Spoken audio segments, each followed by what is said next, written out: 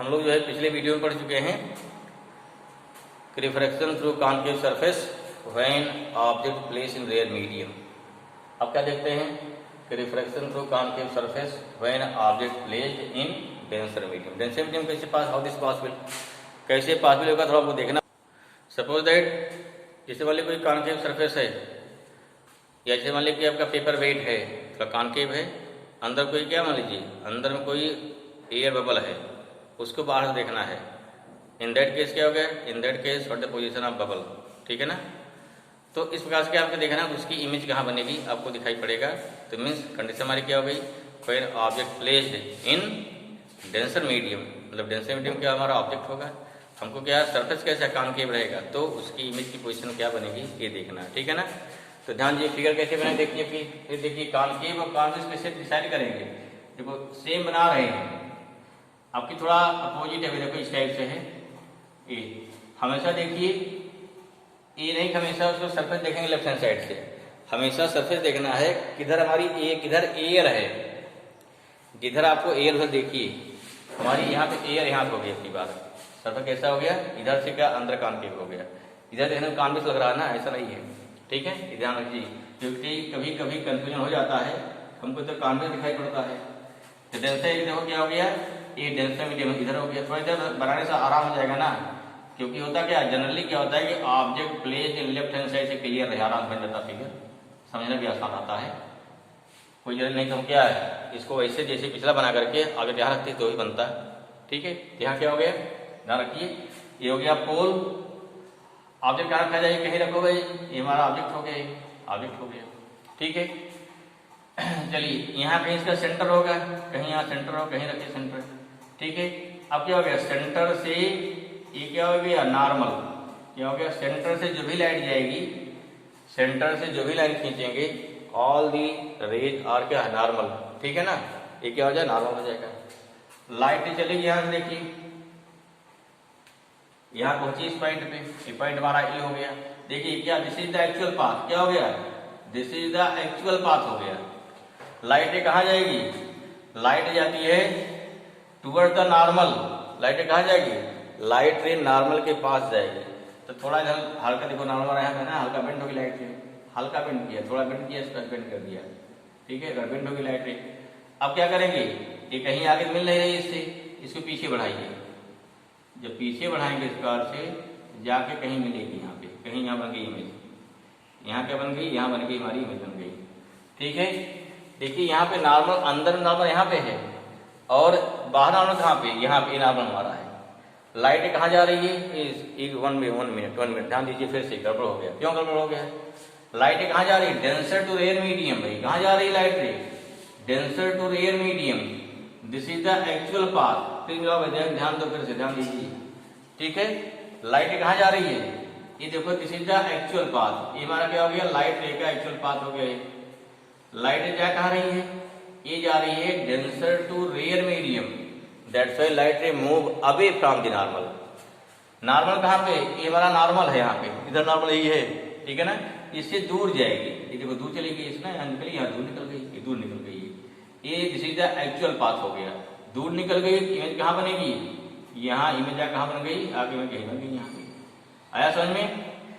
यहाँ पर पॉइंट मान लो क्या, ये पॉइंट कितना हो गया, दिस पॉइंट हो गया मान लो ए, ये पॉइंट क्या हो जाएगा, ये पॉइंट क्या हो जाएगा एन, क्लियर हुआ। लाइट यहाँ जा रही है, अब देखिए फिर पॉसिबिलिटी क्या हो गई, हमेशा लाइट नॉर्मल से दूर जाएगी ना, चाहे यहाँ रखिए चाहे यहाँ रखोगे नॉर्मल दूर जाएगी, तो इसकी कोई पॉसिबिलिटी नहीं बनती है कि आप यहाँ कट करें। जब तक इसको लाइट रे आगे इधर यहाँ कट नहीं करेगी, इंटरसेक्ट नहीं करेगी, तब तक क्या होगी, इसकी इमेज इधर नहीं बनेगी। इमेज फिर कहाँ बन गई, फिर बन गई वर्चुअल पीछे।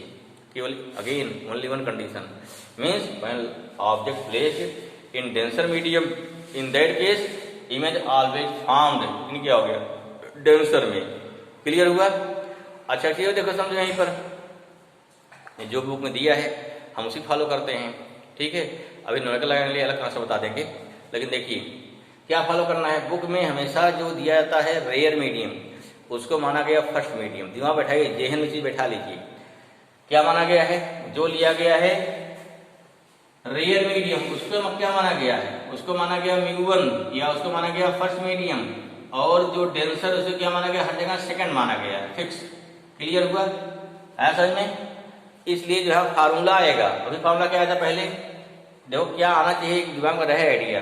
पहले फार्मूला क्या है, पहले फार्मूला क्या आया था, म्यू टू बाई म्यू क्या था, v minus mu one upon क्या हो गया, यू इक्वल टू क्या आया था, mu two minus mu one by R आया था ना।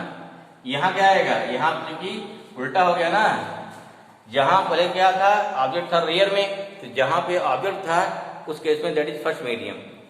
इमेज कहीं बने से मतलब को नहीं है। अब की क्या है, इमेज कहाँ, अब की ऑब्जेक्ट हमारा कहाँ पे है, डेंसर में, म्यू टू में है।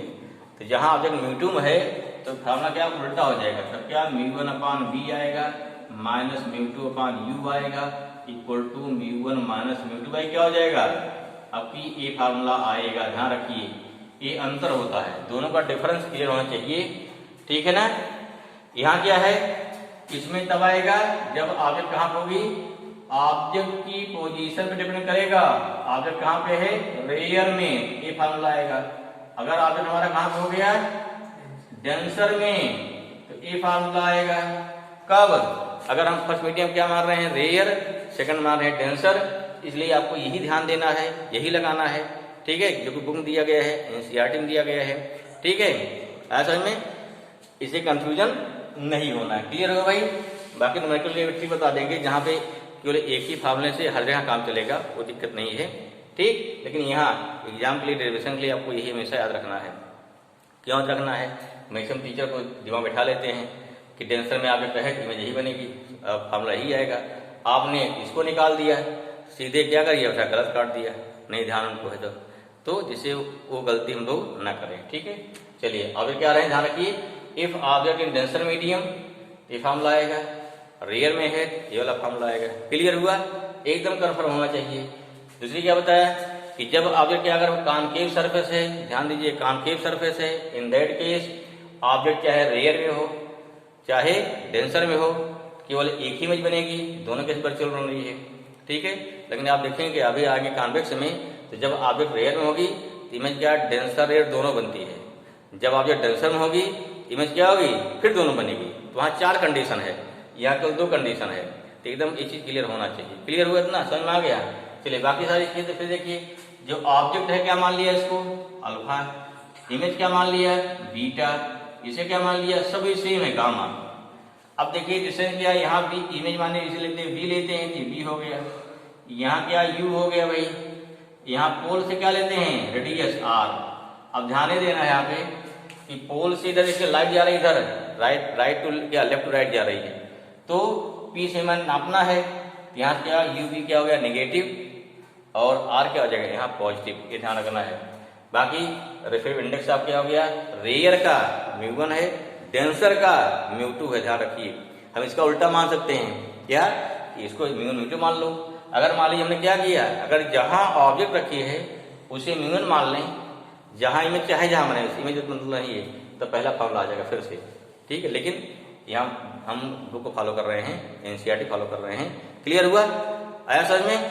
चलिए अब इसको आगे ड्राइव करते हैं फार्मूला को, है क्या हो जाएगा हमारा, लेट ए पॉइंट ऑब्जेक्ट को placed in denser medium of concave surface and light is incident from point object, then after refraction क्या हो गया, virtual image obtained at point I and refractive index of rare medium or you can say first medium is mu1 and denser medium कितना हो गया आपका, mu2 and let aperture of concave surface be small। क्या चाहिए, aperture क्या होना चाहिए हमारा, इसका स्मॉल। अगर स्मॉल है तो क्या होगा, इससे पॉइंट ए जो है पी के पास हो जाएगा, एन ऑफ पी क्या हो जाएगा, कोइंसाइड हो जाएगा, ठीक है।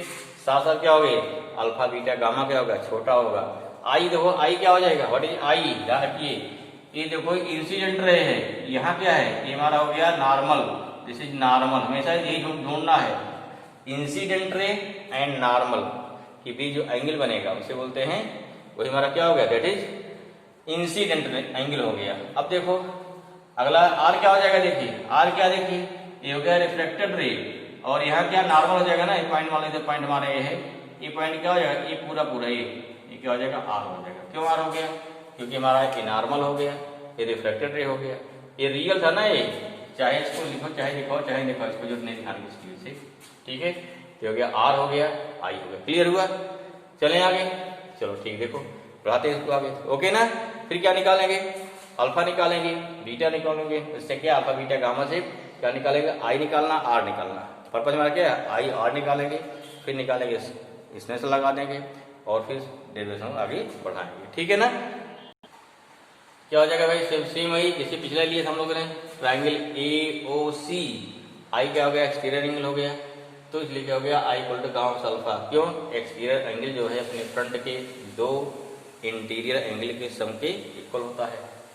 इन सेम वे ए आई सी ये गामा का अपनी आर क्या हो गया, एक्सटीरियर हो जाएगा। अगर आर हो गया एक्सटीरियर, फिगर देखिए ध्यान से, तो आर इक्वल टू क्या हो गया, beta plus sorry gamma plus beta हो जाएगा, बीटा प्लस गामा जो लिखिए। नाउ फ्रॉम स्नेल्स लॉ क्या हो जाएगा, sine i upon sine r equal to क्या, आप देखिए म्यू अपान म्यू टू। क्यों, हमेशा जहां स्लाइड कई बार बता चुके हैं, जब भी लगाएंगे स्नेल्स लॉ क्या हो जाएगा, तो उस कंडीशन पे जहां स्लाइड चलती है दैट इज फर्स्ट मीडियम, जहां पहुंचेंगे वो सेकंड मीडियम, लाइट आपकी यहाँ चली यहाँ पहुंचे, फॉर्मूला क्या होता है, mu two by mu one ना, means sine i upon sine r equal to क्या होता है, refractive index of second medium upon first medium.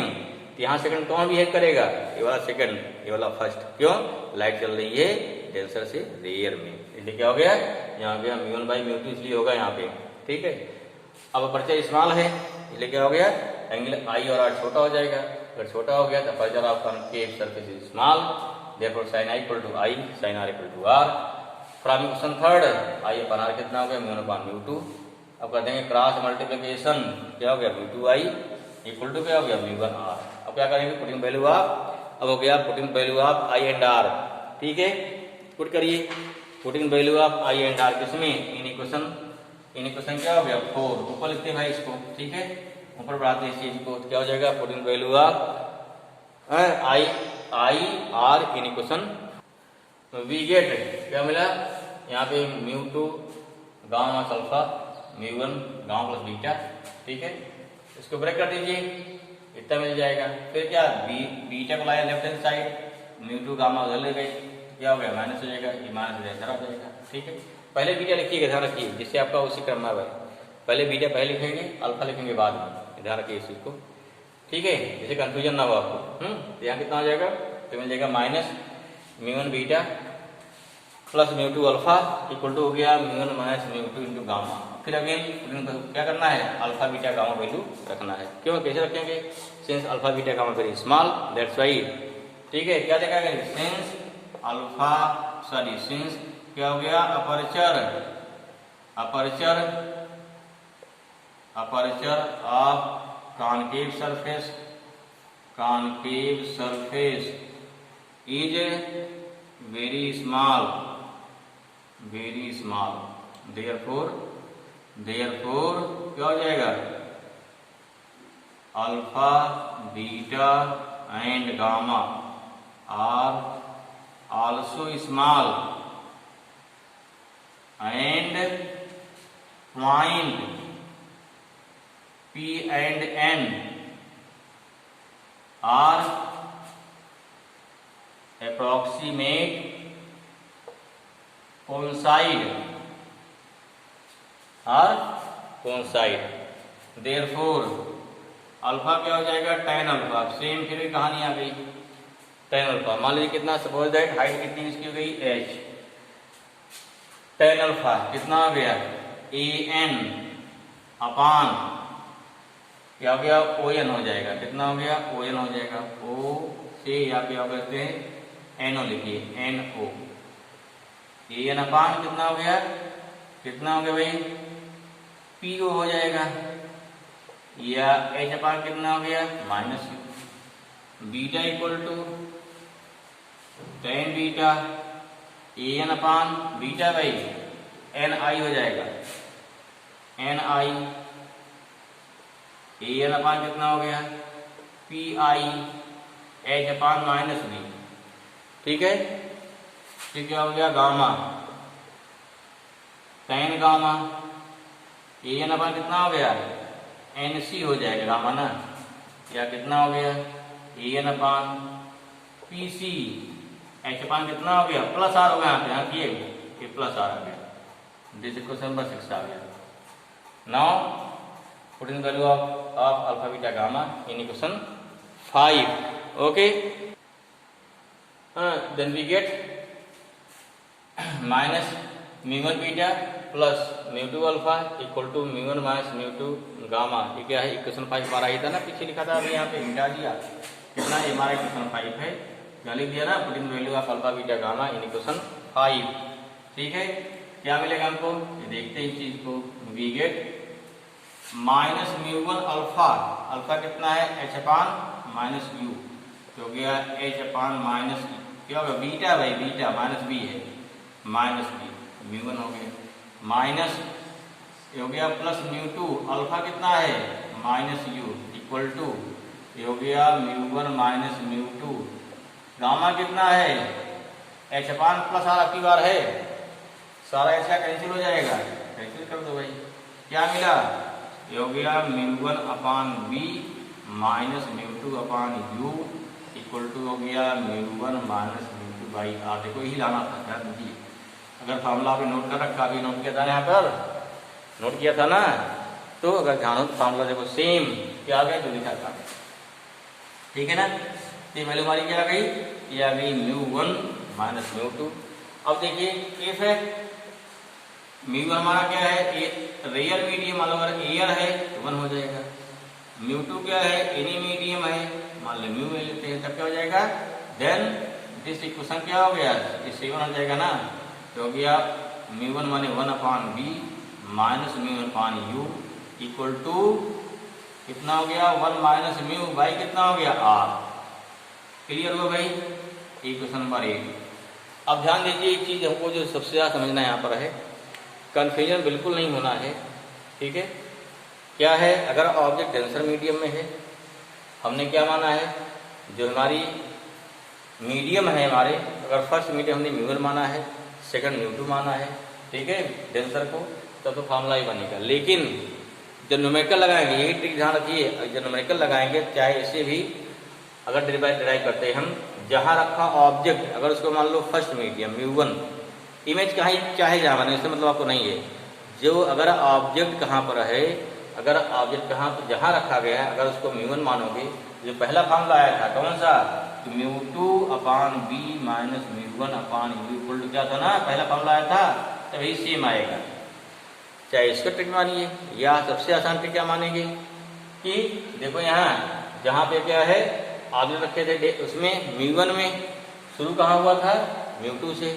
Object कहाँ किया हमने? म्यू2 में शुरू कहाँ हो गया? म्यू1 से।